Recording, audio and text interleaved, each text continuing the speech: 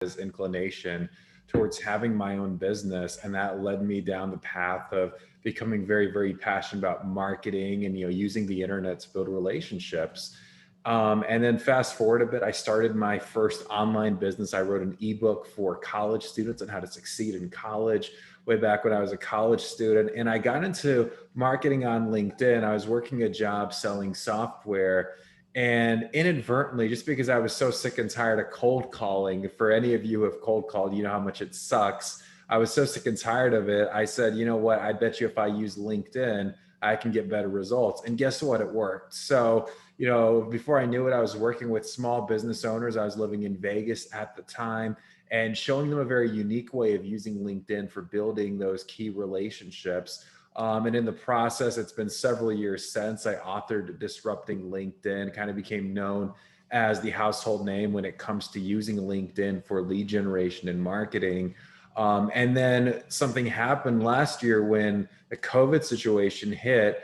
I started to have a lot of people in the multifamily space actually reach out to me, because the way you used to raise private capital and find investors, as a lot of you know, was you go to these conferences every year. It's a lot of the same conferences. You shake hands, you network, you build those relationships, and they invest in your deals and your syndications.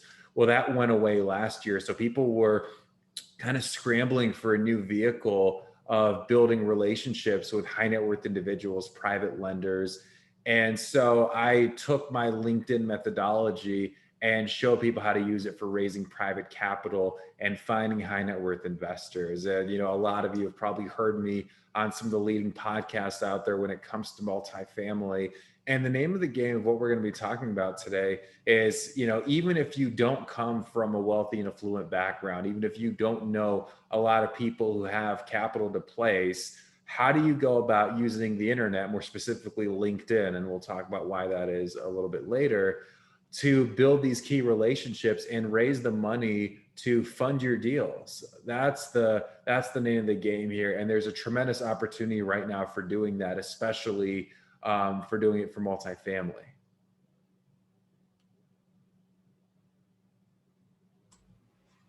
Awesome.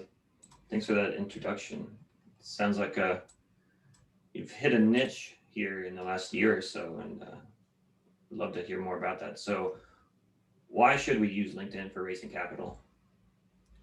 Well, it's the best alternative to in-person networking out there. And I would even say it's better than in-person networking. Here's why. Okay. Because on LinkedIn, let's say you go to a big conference or an in-person networking event, you never know who you're going to meet. Okay. It's a lot harder to be intentional. It's very easy to waste a bunch of time and money and not meet the right type of people. Plus, people are busy at those events. There's other things happening. On LinkedIn, you can pinpoint high net worth individuals, people like doctors, lawyers, CEOs, successful business owners, venture capitalists, military veterans, you name it, people who are extremely high net worth individuals. You can build targeted lists of those accredited investors literally within a matter of minutes, and then have the ability, when you use your messaging the right way, to build trust and build relationships with these people. So it provides a tremendous opportunity, as opposed to other social media like Facebook, Instagram. People are on there for different reasons. People are on LinkedIn to learn, to grow, to build relationships. Also, you have to factor in that there's more than 675 million users on LinkedIn worldwide, with the average household income being $115,000. So people on LinkedIn tend to be more affluent. It's a higher quality of person. For the person that you want investing in your deals, they're absolutely on LinkedIn. And it's a different context too. We see Facebook ads all the time and we just kind of gloss over them, where we see cat videos on Facebook. Whereas on LinkedIn, guess what? When you do this approach the right way, you're going to have people's attention, and it's all about building value and getting them interested to learn more. All right. That's a pretty good reason for me. So as real estate investors and real estate entrepreneurs ourselves, how can we optimize our LinkedIn profile to build credibility and make it more attractive for investors? Well, a really big thing you have to think about, and I'm also curious too, I want to make this a little more interactive, because I know people are at different places in their capital raising journeys and their multifamily journeys. So for those of you who are here joining us live, let me know in the chat box. And for those of you watching on Facebook, you're welcome to let us know there too. how much capital have you raised so far, or what's your experience been with raising private capital? You know, I know there's probably people here who have raised a little bit of private capital. I know there's people here who maybe have only done that with friends and family. I know there's people who have talked to other potential investors. So, you know, let us know whether or not, you know, just give us a, let's see. The first question I'll ask you is, have you raised private capital outside of friends and family? If you have, put a Y in the chat box. If you have not, put an N in the chat box. And there's no right or wrong answer because I think we have a mixed batch. So Jaden has not. Let's see what else. Tim hasn't either. Neither has Jason. Let's see. Who else we got? Okay, so Joseph, I mean, you've raised to, I wouldn't be ashamed to say that you've raised 200K. It's better than zero, man. I mean, a lot of people haven't raised the pennies, so you are well on your way. Be proud of that. Tracy hasn't, Teresa hasn't. So most people here haven't, right? And Joseph, I'm not sure if you're talking about 200K from friends and family, or if you're talking about 200K from people outside of your current network. But regardless, and for our conversation today, here's what happens. And I know some of you are beginning your multifamily journey. I know some of you have a couple of deals under your belt. And no matter where you are, this is going to be highly relevant for you because, you know, typically what happens with someone in multifamily, for example, they get their first deal or a couple of deals under their belt and they figure out a way to fund those deals, right? Usually through friends and family, they know people, they do that. And then they start to get more ambitious. They start to want to do more deals. They want to scale their portfolio. There's certain lifestyle benefits, all of it, of course. And they hit this wall because there's only so many friends and family that they have. And the challenge then becomes, how do you find people beyond that who can realistically, who have the resources, first of all, and second of all, how do you build trust with those people so that they want to learn more, right? And that's the process, you know, that we lay out in the programs, and that's what we're talking about here today as well. So when it comes to the LinkedIn profile, think of it as your pillar, okay?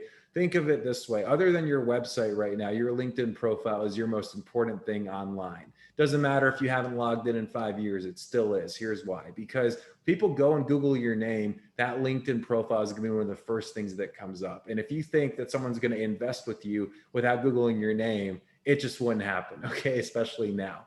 So that LinkedIn profile is going to be front and center. But contrary to what some of you may think, it's not a resume, okay? It's not, you know, no one's going to invest with you because of your resume, okay? We're not talking about using LinkedIn for job placement. We're talking about building trust, okay? So the very first thing that you have to think about is, and we have to talk about empathy here, right? So you've got a high net worth individual, okay?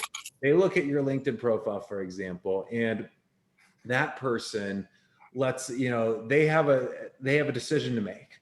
Are they going to want to know more, or are they just going to say next? Because there's a lot of distraction, a lot of noise online, okay? So your LinkedIn profile needs to build trust. There's some key sections on your LinkedIn profile that you want to be aware of. You've got your headline, you've got your picture, you've got your cover photo, you've got your about section, you've got your featured content, and you've got your experience section.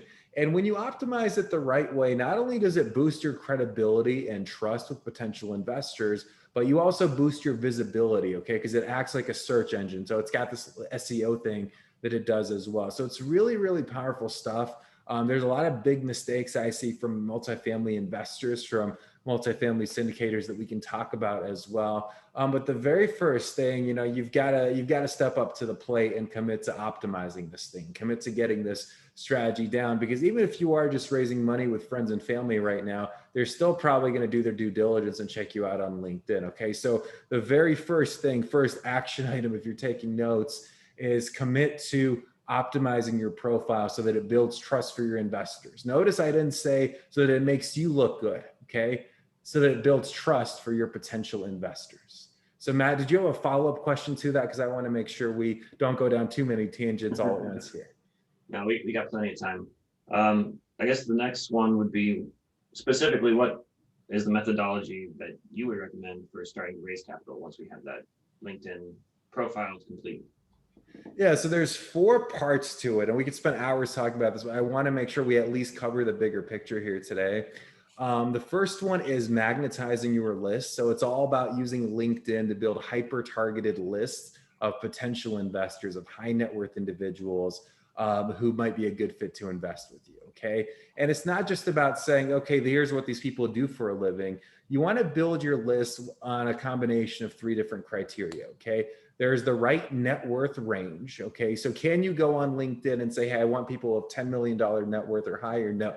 Okay. Now, you can't quite do that. LinkedIn doesn't have a net worth filter. But what you can do is you can find people within a range of net worths based on where they live, based on their occupation, based on how long they've been, doing what they do. So for example, if someone lives in the Bay Area and they're the CEO of a 1,000-person company, I would bet a lot of money that they're accredited, okay? That they have some, and they've been doing it for the last 20 years, they've got some capital to invest, right? Same with people who run venture funds and are venture capitalists or angel investors. So when we talk about magnetizing your list, we want to think about how do you pinpoint people on LinkedIn who have things also in common with you, okay? We talk about them on the webinar in our program as well. It's called streams of commonality, right? So there's this instant rapport that happens when you have something in common with someone and they see it on LinkedIn. Okay, so let's say before you were a full-time real estate investor, you were a software engineer. Okay, and now someone's a software engineer, or they're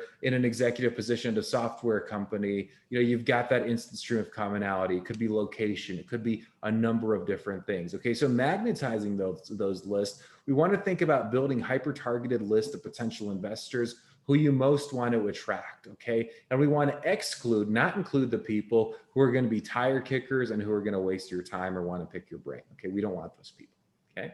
Second part is accelerating trust using your messaging. There's 3 lanes where you can accelerate trust using your messaging on LinkedIn, and trust is so, so important. Big, big word here.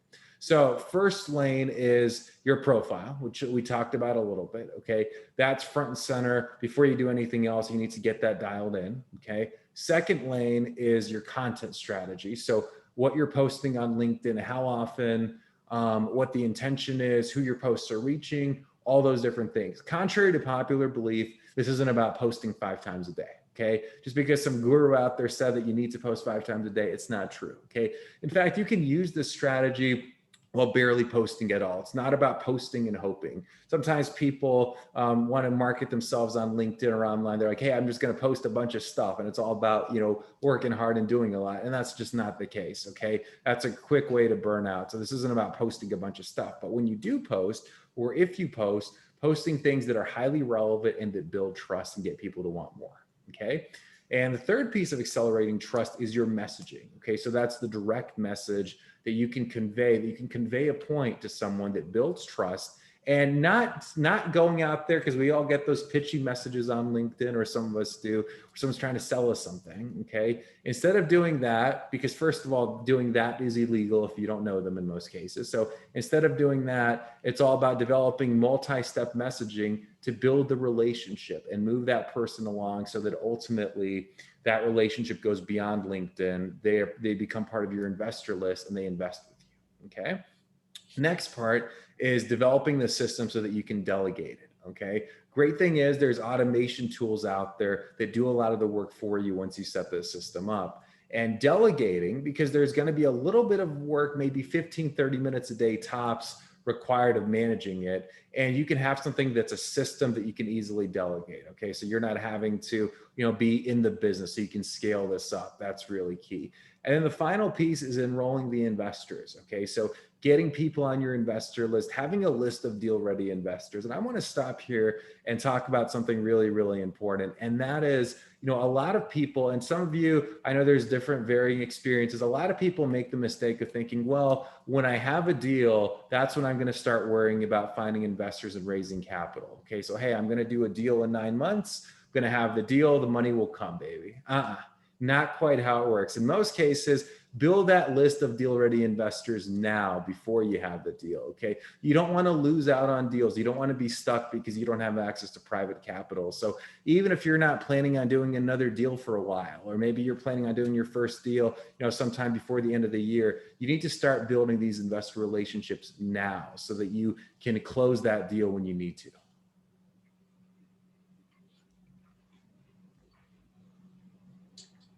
All right. Sounded like there was a lot to that. Yeah, and there's a lot more, man. I mean, it's a lot of stuff, but the great thing is once you get it implemented, it really is a system for generating investor leads, and it's super important. All right. I want to pause here just for a second and see if anyone in the audience has any questions. Joseph, go ahead. Hey, Jakob, thank you for all that good stuff. Just wondered, what automation tool do you use? So, Joseph, I don't give out a specific tool when I'm speaking at meetups and places like that, just because there's a few different ones. I'll tell you what to look for because there are best practices, right? And if, people might hear a tool and then they'll go and do something and get out of compliance and they'll say, oh, this dude told me to use a tool and get in a bunch of trouble. So there's best practices. That's why I Jakob don't told me to use this. Yeah. But here's what to look for, though. Make sure that the tool that you use is cloud-based. Okay. Make sure that it's not an extension, because any tool that's an extension can get in big trouble with LinkedIn too. Okay. Make sure that it works like a human, that it's based upon artificial intelligence. Okay. And make sure, especially if you're starting out with a relatively small LinkedIn network, that you don't go and start from doing nothing on LinkedIn to now you're sending 500 messages a day, because your account will get shut down if that happens. Okay. So there's a few different tools to use.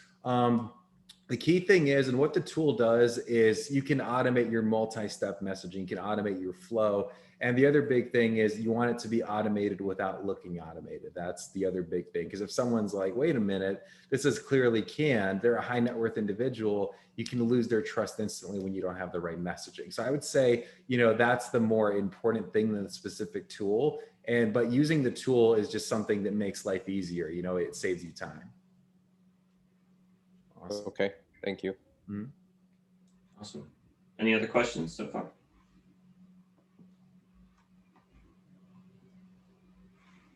All right. So I know you kind of touched on just a little bit already, but what are the major mistakes that you see people do when they're trying to execute this? So the first mistake is not paying enough attention and not acting on this quickly enough, right? It's the people that say, oh, I'll do a deal in 9 months, then I'll start, thinking about this. It's going to be too late. You're going to be stressed. You're going to be stuck. It's going to take up way too much bandwidth. So you want to build it before you need it. Okay. That's the first key. Second thing is not being intentional, right? A lot of people think that the more time they spend online, the more time they spend on LinkedIn, the better results they're going to get. Usually it's the exact opposite, right? So it's not just about spending a bunch of time and throwing a bunch of stuff at the wall, okay? You need to be intentional. You need to have a system. You need to reverse engineer the results that you want, okay? So that's the second key piece.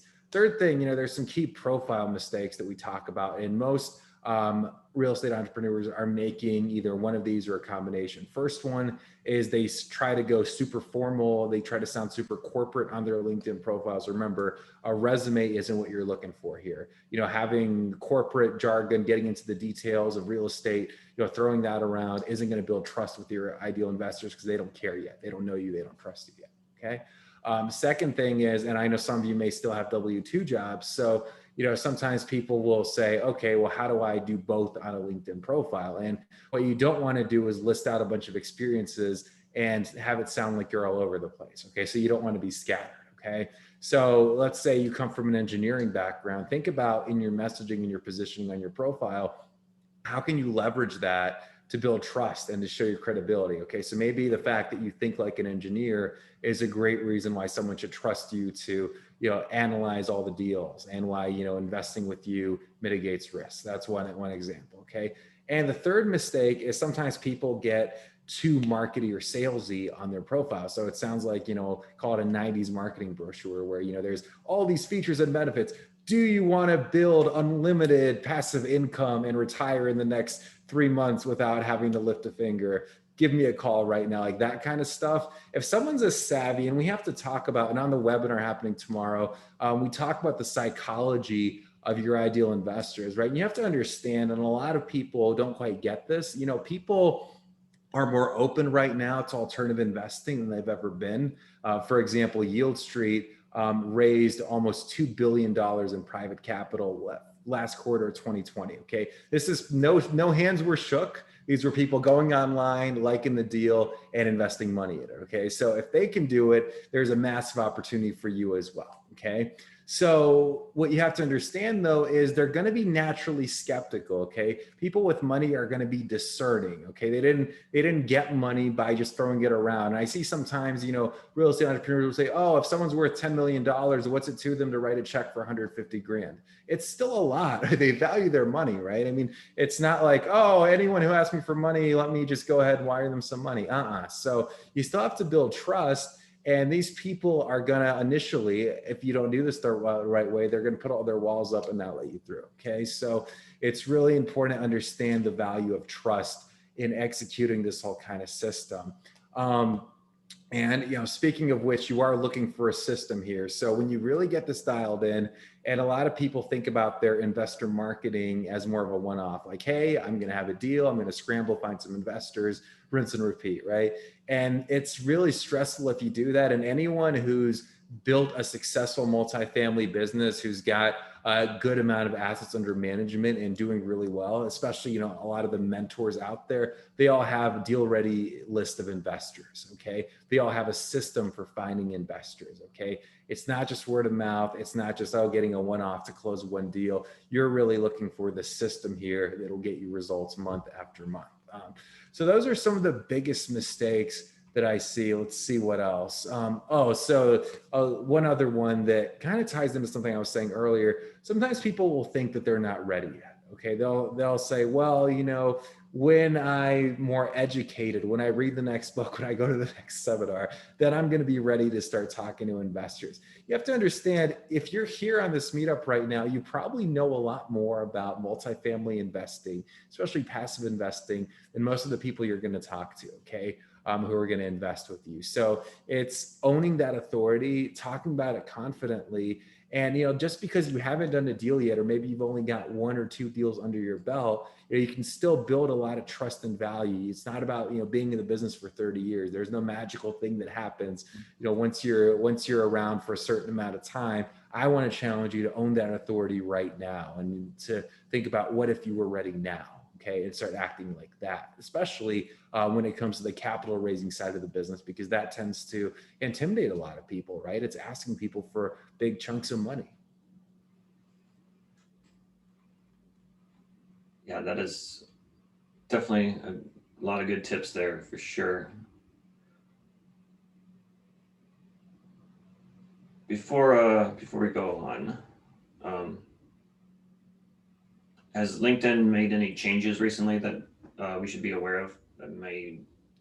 Yeah, so there's constantly, I mean, there's a lot of cool stuff, you know, like even today, now on your LinkedIn profile, you can have your own video intro. I mean, it's cool. Like it's just like brand new. I mean, there's live streaming, the groups have changed, there's stories, there's so many different things. But what's most important though is engagement is up. Conversations in 2020 were up by 50% on LinkedIn. Okay. So what you have to understand, you know, it's not about becoming an expert in using LinkedIn or becoming this masterful marketing. You probably like real estate a lot more than you like marketing, right? You probably love the deals and, you know, learning about it and even, you know, being in the buildings, right? It's amazing stuff.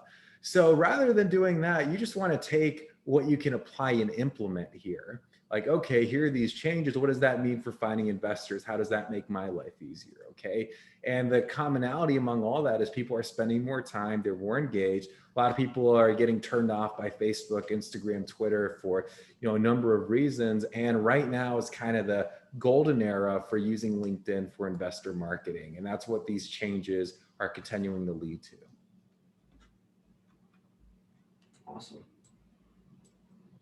Definitely going to try to implement some of these strategies in our companies for sure. What other questions do we have? Anyone from the audience?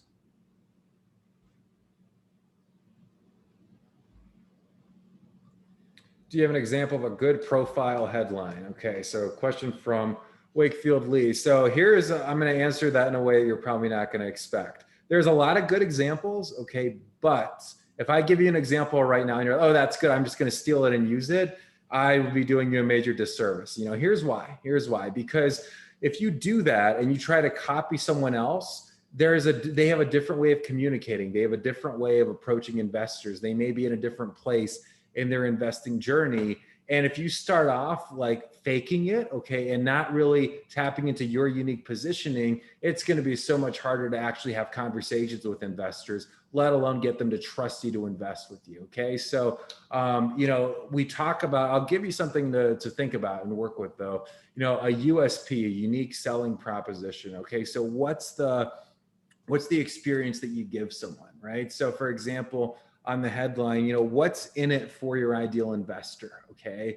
So if I go and I invest with you, what's in it for me? Okay. Without putting hyperboles out there, without saying passive income for life, you're going to be financially free. Like, none of that stuff, right? People actually have money, they'll roll their eyes at that. Okay. But what's in it for me? Do I get to invest in top real estate deals? Do I get to leverage, being part of a group? Do I get to, get all the benefits of investing in real estate without the tenants or the toilets or the headaches, right? Do I get to, mitigate my risk with the stock market, right? Do I get to add more security for my loved ones? Okay, so you have to think about who your ideal investor is, what's in it for them, and start there.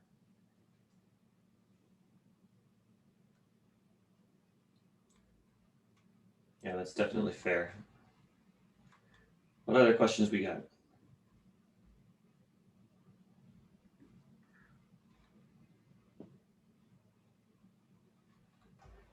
Yeah, so you spoke a little bit on optimizing profiles. What are some examples on some quick ways, I guess, that you could optimize your profile for LinkedIn? Yeah, so those sections that I talked about earlier, very first thing, this is going to sound basic, but it's important. And I see a lot of people miss this. Make sure your profile, go under your settings and literally make sure your profile is set to public. Okay. If it's not set to public, then you're going to miss out on a lot of visibility. Okay. So, I mean, that's like the very first thing, but it's basic. It could be costing you a lot of eyeballs. Okay. The second thing, you want to make sure all the sections are filled in that I mentioned, the headline, the about section, the featured content, the experience section. You want to have a cover photo. You want to make sure your picture has pretty good lighting, that it's pretty current. Don't use your company logo as your LinkedIn profile picture. See people doing that sometimes, and it's just something that you don't want to do. Having some of the right keywords. And most importantly, the ultimate litmus test is go to your profile, put yourself in the shoes of someone who's an ideal investor for you. Okay. And what the minimum capital requirement is to invest with you is. Pretend that you're them for a second and look at your profile and ask yourself, did it capture my attention in the first 5 seconds? Okay. Is it all about that person or is it about me? Right. So those are really important things to do. And then, making sure the sections are filled in, making sure there's a way for them to go and learn more. Okay. Hey, they're interested. Don't leave them hanging. Right. Most people aren't going to be proactive. And like, if you don't give them a website to go to, you don't give them a way to contact you. They're not going to go start researching them themselves. So make it super easy for them.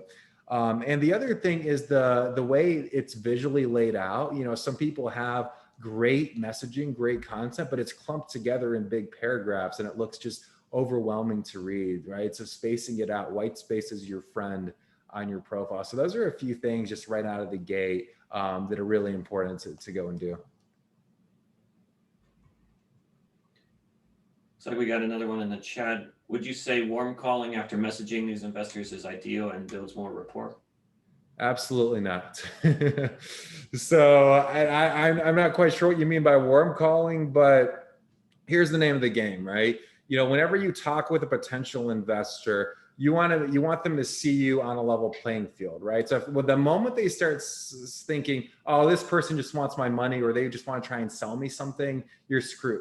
Okay. So if you start messaging them, you've got some good rapport, you're building value in some of the ways that we talk about. And all of a sudden they get a phone call from me. Hey, we were talking on LinkedIn, wanted to give you a call out of the blue. Here's the way that I see it. You're not respecting their time. They're probably busy. They didn't know who was calling them. They're probably in the middle of something. So you're not going to have their full attention. And they're just going to be turned off. So yeah, absolutely take the relationship offline. And if you're going to have a call, have it be pre-scheduled at a set time when you're going to show up. They're going to show up. You have their full attention. they have your full attention and do it that way. But if you just pick up the phone and give them a call, I mean, it could work in some cases. Most of the time, you'll just surprise them and turn them off. I know that would turn me off, definitely. Are you primarily waiting for investors to contact you, or are you sending messages to potential investors? So here's the thing, right? Both actually happens when you do this the right way. So you're going to have inbound leads. You're going to have investors contacting you when you set the system in place. Because LinkedIn, let's say, you go next week and you make, 100 contacts who are your ideal investors. LinkedIn is going to say, Nick is now wants to meet more of these people. We're going to put Nick's profile in front of these people, and that's for free. Okay. When you do this the right way, that's why you want to be strategic. Primarily though, to get the momentum going, to get out of the gate, to start really being proactive, it's messaging them. But it's not messaging them your deals. It's not saying, hey, I've got this deal coming up, you want to invest 100K. Don't do that, please. Okay. It's more of building value through direct messaging. There's 3 ways to build value through direct messaging. Okay. First one is asking great questions. Okay. Asking questions to gauge their awareness, asking questions to gauge what's important to them, what would be of value to them. Okay. Second way is pinpointing a specific problem or challenge or issue they're probably running into. Okay. And pinpointing that and finding out if that resonates with them. Okay. So it's that problem awareness piece. Third way is sharing a piece of content. Okay. Could be a blog, article, webinar, video, podcast, whatever the case may be, but sharing a piece of content and using it to get to the hook point of them wanting to know more, of them wanting to book a meeting with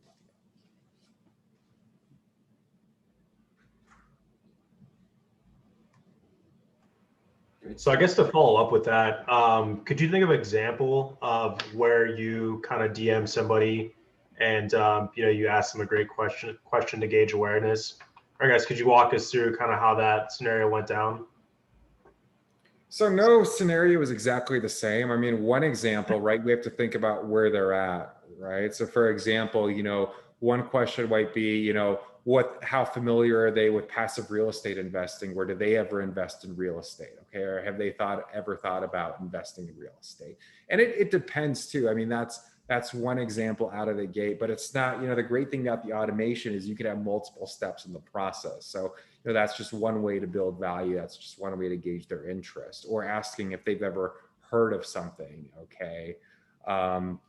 So yeah, and what's cool is, you can kind of rig it in your favor, because if they're on the right list, if they're on a list of people who have shown interest in passive investing, for example, right? Now all of a sudden, the answer is probably going to be yes. And it's a great way to start leading into the conversation.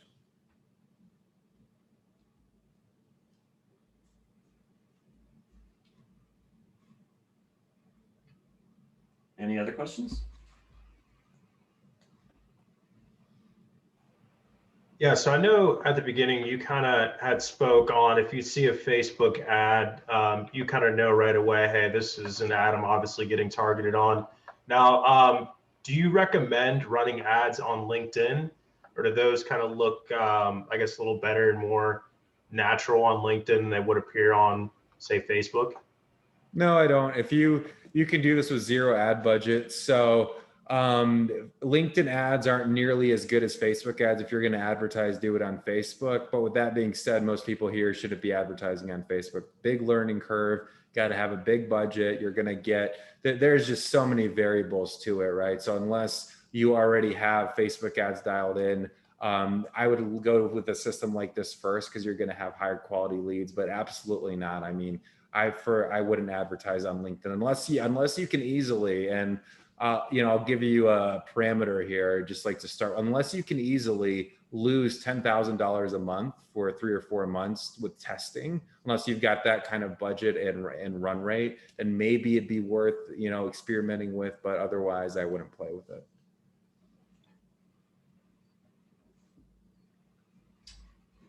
Great stuff. Great stuff. Thank you so much, Yakov. Where can people learn more about you?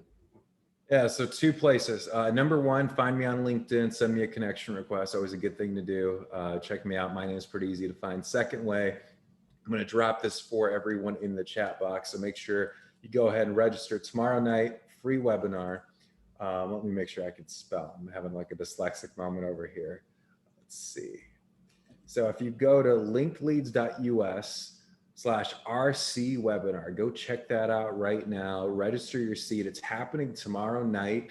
I'd recommend getting there in real time because there's gonna be some cool stuff and some bonuses happening. But even if you have a scheduling conflict or you're not sure you can make it, make sure you go ahead and register anyway, so you at least get access to the replay. That training is going to be a kind of a continuation on what we talked about today. It's going to be a little different because you're going to see, I'm going to be sharing my screen. It's going to be me teaching, going through things. You'll see some examples from the method. You'll see some flow charts, some cool stuff like that as well. Okay. So we're going to go a little deeper, and, it'll be a good refresher on some of the things that we talked about. That's a free online training, linkedleads.us/RC webinar. Make sure you go ahead, put in your email, reserve your seat for that. That's the best way of finding out more and going a little deeper. Thank you so much, sir. Does anyone have any last questions before we start the networking?